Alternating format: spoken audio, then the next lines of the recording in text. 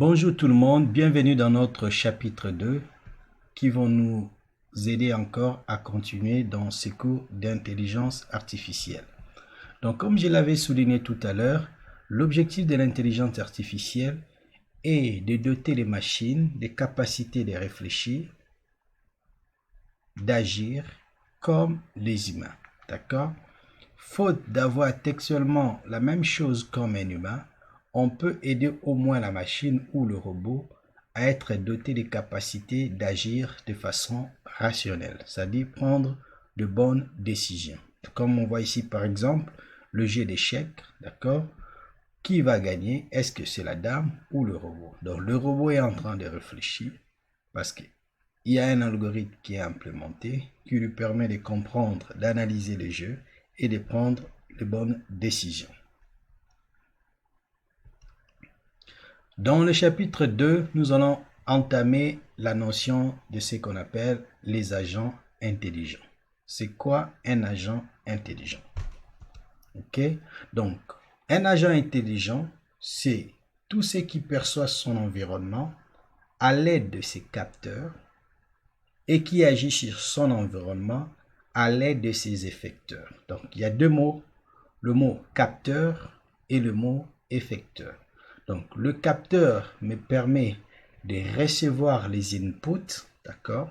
C'est la porte d'entrée. Et les effecteurs, ce sont les portes de sortie.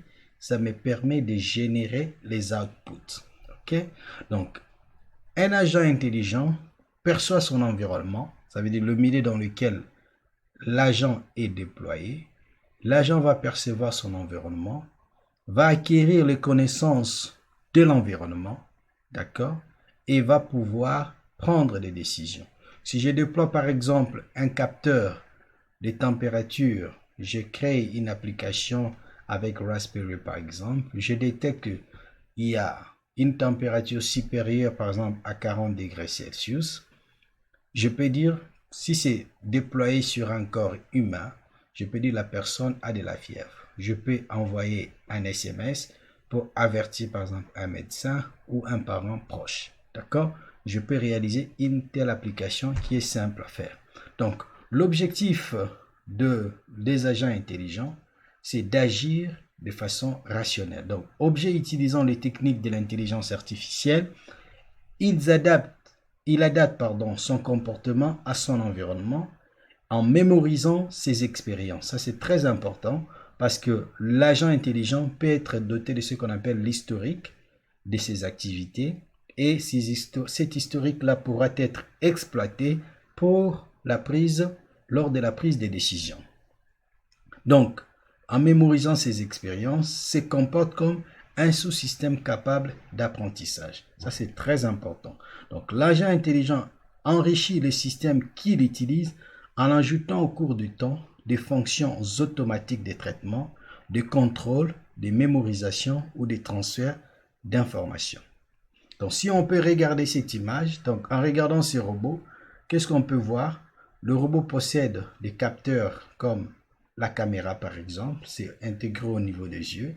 Le robot possède par exemple des effecteurs, donc on voit le bras robotisé, donc on voit ici aussi le pneu et c'est utilisé pour le déplacement ou pour prendre des objets, d'accord? Ces capteurs-là peuvent changer selon l'environnement de travail ou selon le problème qui est posé. Par exemple, chez les humains, nous on a les capteurs que Dieu nous a donnés, tels que les oreilles, les yeux, le nez, la peau. Ça nous permet de sentir les choses, de voir, de percevoir de loin comme l'aigle ou de près. D'accord? Nous avons des effecteurs comme nos mains, le bras, nos jambes, la bouche. Ça permet d'agir en fonction de ce qu'on a perçu. Donc le robot pareil, on peut utiliser comme capteur des caméras, des lasers, des capteurs infrarouges, tactiles, d'accord, les écrans tactiles, ainsi de suite. On peut utiliser comme effecteur, par exemple, le bras robotisé, de roues, de pinces, ainsi de suite. Donc, on peut concevoir les choses, on les intègre et derrière, il y a un programme qui va manipuler tous ces objets. Donc, un agent intelligent n'est pas toujours matériel, ça peut être aussi logiciel, d'accord? Tout ce qui est softbot, par exemple, pour les chats, et vous pensez que vous réagissez avec un humain, mais c'est plutôt un robot qui fait des appels pour la propagande, pour les campagnes électorales. On ne peut pas appeler 1000, 15 000 personnes, mais des fois on met des robots qui font des appels pour atteindre tous les électeurs.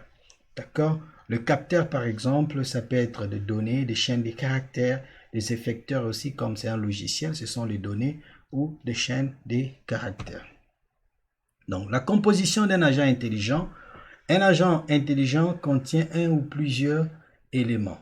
Et ces éléments sont souvent une base de connaissances qui est déjà prédéfinie. Ça veut dire un ensemble de vérités que l'agent intelligent va disposer. Un moteur d'inférence facilement prendre des décisions. Ça veut dire il y a plusieurs entrées, inputs, et ce que lui possède déjà comme connaissance, il va faire une analyse. En fonction de cette analyse, il pourra prendre des décisions, d'accord, lui permettant de tenir des raisonnements plus ou moins complexes, d'accord. L'agent intelligent peut disposer également aussi d'un système d'acquisition des connaissances, comment j'apprends, d'accord, par quelle manière, par quelle méthode, et le mécanisme d'apprentissage. Donc l'objectif, c'est d'avoir un agent qui est autonome, réel ou abstrait, et qui est capable d'agir sur elle-même et sur son environnement, d'accord. Et cela peut se faire dans un environnement multi-agent, d'accord. Il y a plusieurs agents qui sont déployés et il y aura la collaboration, la communication avec d'autres agents en vue de prendre de bonnes décisions, d'accord. Donc, on peut déployer l'agent dans ces environnements. Donc, retenez les 4 éléments, d'accord, qui doivent constituer un agent: une base de connaissances, moteur d'inférence, un système d'acquisition des connaissances, ainsi que le mécanisme d'apprentissage. Donc, lorsqu'on regarde un agent intelligent, qu'est-ce qu'on souhaite le plus dans l'agent intelligent? On veut que l'agent soit un agent qui est autonome, c'est de l'autonomie. C'est-à-dire l'agent doit être capable de pouvoir prendre des initiatives, agir sans intervention de l'utilisateur final. Donc l'autonomie, c'est quelque chose qui est souhaité. La capacité à communiquer et à coopérer. Donc l'agent doit pouvoir échanger des informations plus ou moins complexes avec d'autres agents, c'est-à-dire la communication interagents ou avec des serveurs ou avec des humains. Également la capacité à raisonner, à réagir à leur environnement. Donc l'agent doit être capable de s'adapter à son environnement et aux évolutions de celle-ci. D'accord? Dès qu'il y a un changement de l'environnement, l'agent ne doit pas rester monotone, il doit être capable d'apprendre et de changer de stratégie. La mobilité, c'est-à-dire le déplacement. Les agents doivent pouvoir être multiplateformes, multi-architecture, d'accord? Ils doivent pouvoir se déplacer sur le réseau où ils accomplissent des tâches sans que l'utilisateur ait le moindre contrôle sur celle-ci. D'accord? Et enfin, capable de répondre à temps. D'accord? Le temps de réponse doit être vraiment minime pour maximiser les capacités de l'agent. Donc, ce que nous allons concevoir, ce n'est pas un agent qui pense comme les humains ou un agent qui agit comme les humains ou un agent qui pense rationnellement, c'est plutôt un agent qui agit rationnellement. D'accord? D'accord, c'est le domaine de l'action. D'accord? Agit rationnellement. Donc, un agent rationnel idéal cherche à maximiser une mesure de performance. C'est pas toujours maximiser, ça peut aussi être minimisé. Donc, l'optimisation en fonction de ce qu'il perçoit et de la connaissance dont il dispose. D'accord? Par exemple, un agent intégré dans le GPS va nous aider à trouver le plus court chemin. D'accord? Lorsque je vais, par exemple, acheter à manger, on va me rechercher un restaurant qui est dans mon budget, qui est non loin de la maison, dont je peux me déplacer facilement. D'accord? On peut utiliser pour plusieurs raisons les agents intelligents. Donc, un agent rationnel est un agent dont le comportement représente la solution à un problème d'optimisation. D'accord? J'ai un problème qui me demande de maximiser ou de minimiser, d'accord, la solution finale. Donc, je dois faire appel à l'agent rationnel dont l'objectif est de m'aider à résoudre un problème d'optimisation. Comme les ressources disponibles pour l'agent sont limitées, donc le comportement résultant peut être aussi imparfait. D'accord? Ce qui mène à une distinction entre rationalité limitée et rationalité parfaite. Donc, on peut circonscrire le travail, d'autant plus que nous n'avons pas toutes les possibilités, le moyen. D'accord? Donc, lorsque je regarde un agent, par exemple ce petit robot, d'accord, il y a la perception et l'action. Donc, les capteurs vont m'aider à détecter quelque chose. Par exemple, c'est un agent qui va ramasser les déchets, d'accord? Le capteur va me détecter des choses que je vais identifier comme des déchets et les effecteurs vont m'aider à le ramasser, d'accord? Donc, il y a la perception, il y a l'action, c'est dans l'environnement. Donc, l'un des aspects les plus importants qui va, entre autres, différencier un agent d'un objet est le concept d'autonomie, d'accord? L'agent doit être autonome, il ne doit pas dépendre de l'humain. Et un système est autonome lorsque son comportement est déterminé par sa propre expérience. On parlera aussi des systèmes multi-agents. Lorsqu'on parle des systèmes multi-agents, on insiste sur le fait que un agent seul ne peut pas réaliser le travail. Vous avez besoin de plusieurs agents qui vont collaborer entre eux pour atteindre un objectif. C'est comme dans une mission de combat. D'accord? Quand les militaires vont en guerre, il n'y a pas un militaire qui est envoyé. On n'est pas dans le système James Bond 007 qui fait tout le boulot. Mais on est dans un système où plusieurs agents sont déployés et chacun a une tâche spécifique. D'autres sont là comme des médecins, d'autres sont là comme des ingénieurs informaticiens pour traiter les signaux, les communications, et d'autres sont là comme des combattants vraiment de première ligne, d'accord? Et d'autres sont là au niveau des QG pour lire les rapports et orienter ceux qui sont sur terrain. Donc, on verra que le système multi-agent, c'est un système qui est maintenant utilisé. Quand vous remarquez, vous regardez par exemple dans un avion, il y a plusieurs systèmes embarqués. Il y a plusieurs robots, il y a plusieurs capteurs, il y a plusieurs effecteurs. Lorsque vous regardez des voitures maintenant, donc tout est intégré. Il y a plusieurs capteurs, il y a plusieurs effecteurs qui agissent, qui collaborent. Donc on est dans un système multi-agent. D'accord? Donc dans le système SMA, chaque agent a des informations ou des capacités de résolution de problèmes limitées. D'accord? Il n'y a aucun contrôle global du système multi-agent. Les données sont décentralisées et le calcul est asynchrone. D'accord? Lorsque vous avez plusieurs agents qui interagissent, donc vous êtes dans un environnement multi-agent et ces différents agents communiquent entre eux pour réaliser une tâche bien spécifique. Donc, dans le système multi-agent, il y aura plusieurs éléments qui doivent être mis en place, tels que l'interaction, ça veut dire la coordination, la communication, l'organisation et la résolution distribuée des problèmes. Ça doit être mis en place. La coordination, ça veut dire comment les agents vont prendre des décisions. Est-ce que ça va être de manière coopérative, c'est-à-dire ils vont échanger des informations et prendre des décisions, ou bien ça sera de manière individuelle ou de façon antagoniste s'il y a par exemple de la compétition, il y a des camps. D'accord? Comme les combats, des jeux de guerre, des jeux de combat. Donc, il faut aussi définir la communication. Sur le plan de communication, on voit les langages de communication, le protocole de communication, la sémantique de la communication, comment ça va se présenter. D'accord? Et ça va être un système organisé de quelle manière? Centralisé ou décentralisé? Hiérarchique? D'accord? Est-ce qu'on aura à utiliser la méthode d'apprentissage ou d'adaptation? D'accord? Tout ça, c'est le caractéristique des systèmes multi-agents. Donc, si on regarde le multi-agent, SMA, c'est un système qui doit être comment? Réactif, coopératif, proactif, apprentissage, rationalité, autonomie, ainsi de suite. Donc, lorsque vous regardez tous les domaines que nous avons, chaque domaine contribue à quelque chose. Le PO, la programmation orientée objet, devient la programmation orientée agent. D'accord?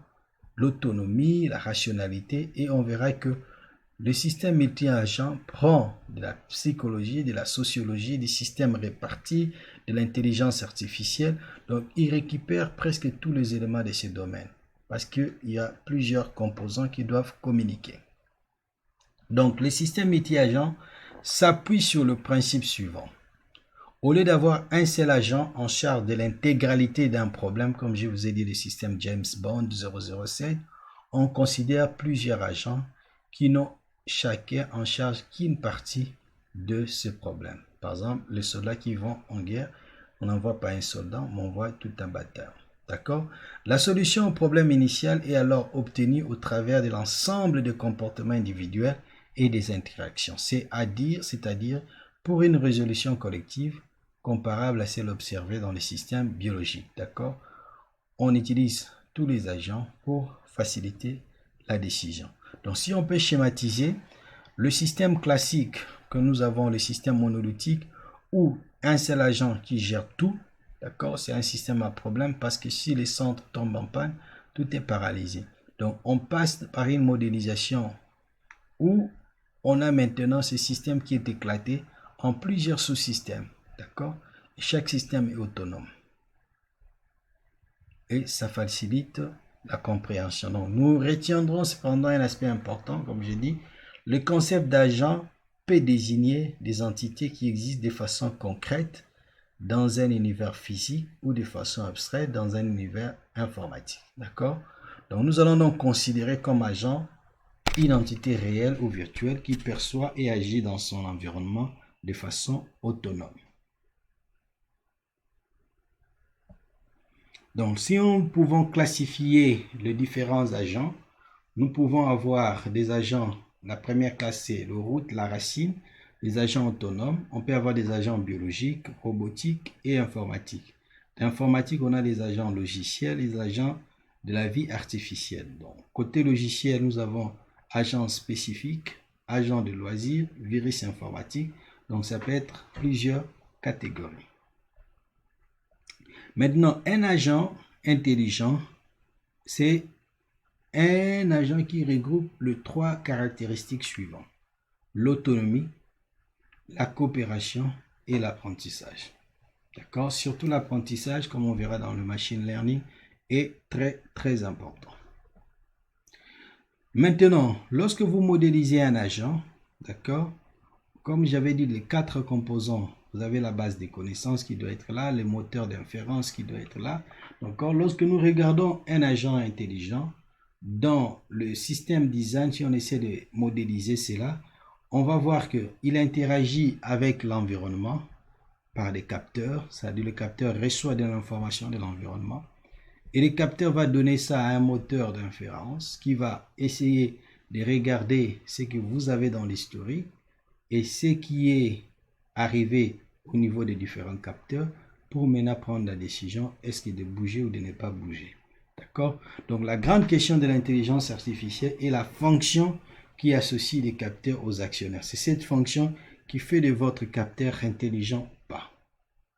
D'accord? C'est une fonction qui est très capitale. Donc un agent rationnel est un agent qui, pour chaque séquence de percepts possibles, sélectionne une action susceptible de maximiser sa mesure de performance. D'accord? Compte tenu des observations fournies par la séquence des percepts et la connaissance dont il dispose. Donc là, maintenant, on commence à voir que nous nous intéressons plus aux agents qui sont dits rationnels. Donc la première étape maintenant lors de la conception d'un agent est de spécifier l'environnement de la tâche qui contient les quatre éléments suivants. Premièrement, mesure de performance. Comment on va mesurer notre système? Si ça fonctionne bien ou pas. D'accord?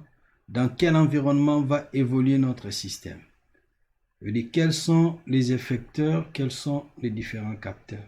Donc, établir ces premiers tableaux vous aiderez à bien continuer dans un projet d'agent intelligent. Donc, on regarde par exemple ici les taxis automatiques. Ce taxi est équipé d'une petite antenne qui est au-dessus. D'accord?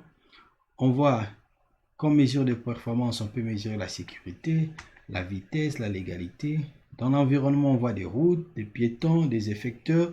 C'est le volant, l'accélérateur, le frein, le clignotant. D'accord? Et comme capteur, on peut utiliser une caméra, des odomètres, la vitesse, l'indicateur de vitesse, ainsi de suite.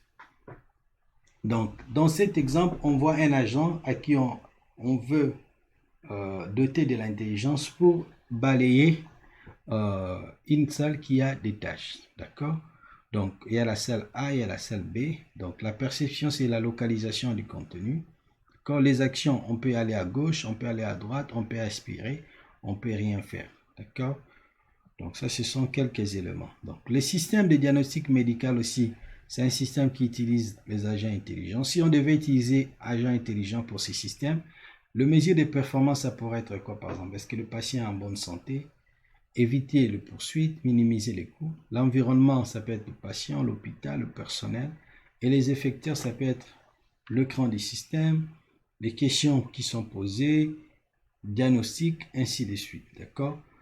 Donc, nous devons comprendre ces éléments-là pour toujours bien définir. Donc, un agent ou bien un environnement intelligent peut être un environnement qui est complètement observable, c'est-à-dire on connaît tous les éléments, tous les capteurs, d'accord, c'est connexe, et ou bien partiellement observable. Déterministe ou stochastique. Quand on voit stochastique, c'est tout ce qui est probabilité. D'accord? Est-ce que le prochain état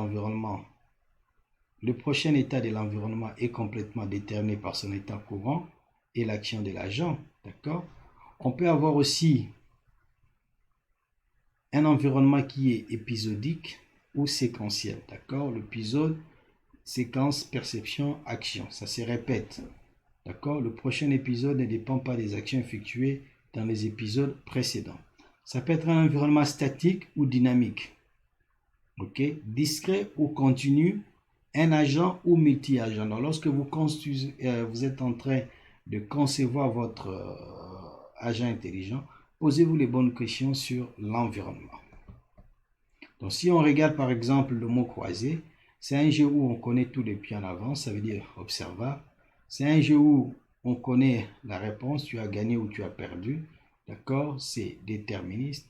Statistique, oui, mais ce n'est pas épisodique, ce n'est pas discret, ainsi de suite.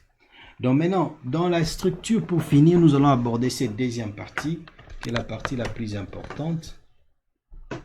Selon leur structure, on distingue 4 types d'agents intelligents. Je parlerai même des 5, parce que le 5, on l'introduira dans le cours de machine learning. Premièrement, les agents réflexes simples, ça veut dire à inaction-réaction. D'accord? Il y a deuxièmement les actions réflexes fondées sur des modèles. À inaction, avant de réagir, je consulte ma base de connaissances et je prends la décision. D'accord? Troisième, les agents fondés sur le but. D'accord? L'objectif. On veut réaliser quelque chose, on veut atteindre un objectif, par exemple quitter Kinshasa jusqu'à Boma, ou bien quitter Kinshasa jusqu'à, par exemple, à l'Équateur. Donc, il y a un objectif qui est là de quitter une place A pour arriver à la place B. D'accord? L'agent qui est basé sur le but, c'est l'agent qui va nous aider à trouver la meilleure valeur. Et les agents fondés sur l'utilité, ils vont nous aider à mesurer l'utilité de ces agents. D'accord? Basé sur l'utilité, par exemple, non seulement on trouve la bonne valeur, mais on essaie de dire parmi ces valeurs trouvées, laquelle minimise ou laquelle maximise si c'est un problème de maximiser ou de minimiser. D'accord? Donc, les agents réflexes simples, les agents réflexes fondés sur le modèle, fondés sur le but et fondés sur l'utilité. Donc, si on doit les dessiner, donc vous avez l'environnement, l'entrée, ce sont les capteurs et la sortie des effecteurs. Et au milieu, c'est le comportement de notre agent. D'accord? Donc, on doit sélectionner des actions en fonction de la perception courante et sans tenir compte de l'historique des perceptions. Donc, ici, c'est vraiment tic au tac. D'accord? Les agents réflexes sont simples, mais leur intelligence est très limitée. Parce qu'il y a inaction-réaction. Ce n'est pas bon. L'environnement doit être complètement observable. L'environnement doit être complètement observable. D'accord? L'agent ne peut fonctionner que si une décision correcte peut être prise en fonction de la perception courante. Donc, le deuxième modèle, ce sont des agents basés sur des modèles. D'accord? Donc, on a un modèle qui est là.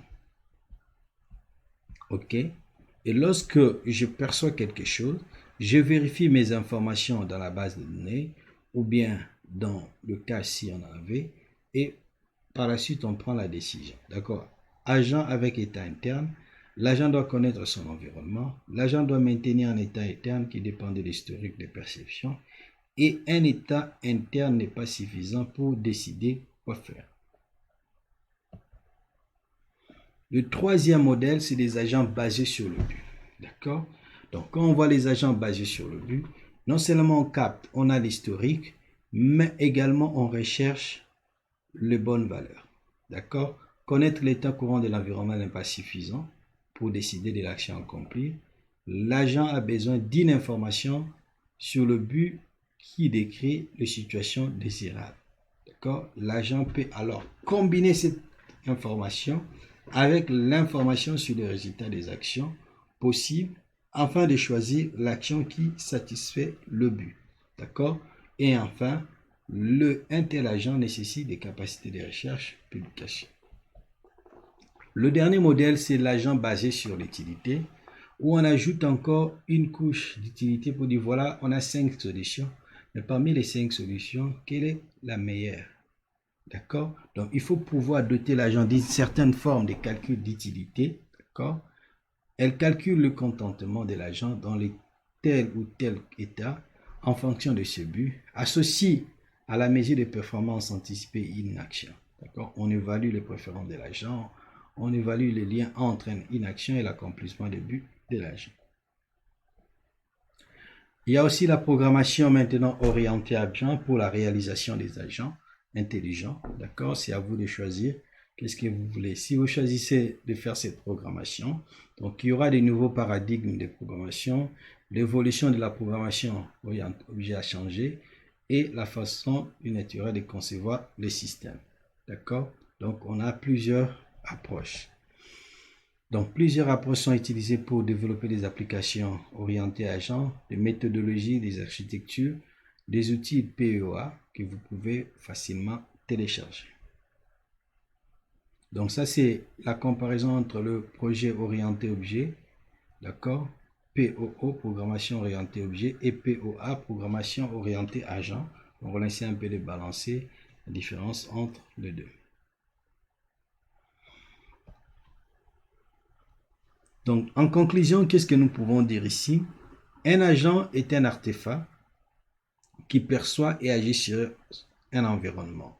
Donc, la mesure de performance évalue le succès du comportement de l'agent. L'environnement des tâches varie selon les différentes dimensions. Le programme d'un agent est une implémentation de la fonction d'agent. D'accord? Comme je l'ai dit, cette fonction-là d'utilité est une fonction très principale. D'accord? 4 agents aux fonctionnalités croissantes basées sur réflexe, modèle, le but et l'utilité. Donc, pour conclure ce chapitre, maintenant, nous avons attaqué dans le chapitre 2 un terme très important, agent intelligent. D'accord? Du point de vue matérialisation, si vous voulez réaliser vos agents intelligents, d'abord, dans quel projet vous voulez travailler? Par exemple, je travaille sur un projet de réfrigérateur. Je vais mettre en place un système intégré au réfrigérateur pour qu'à chaque fois qu'on prélève la température, on peut renvoyer ça à la source ou bien on peut valider un certain nombre de choses et on envoie ça. D'accord? Les agents intelligents sont de plus en plus importants. Donc, il faut les connaître, d'accord?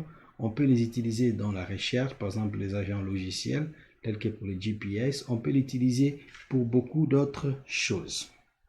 Donc, je vous remercie pour cette deuxième partie. Je vous souhaite bon courage et je vous dis à bientôt pour notre prochain chapitre.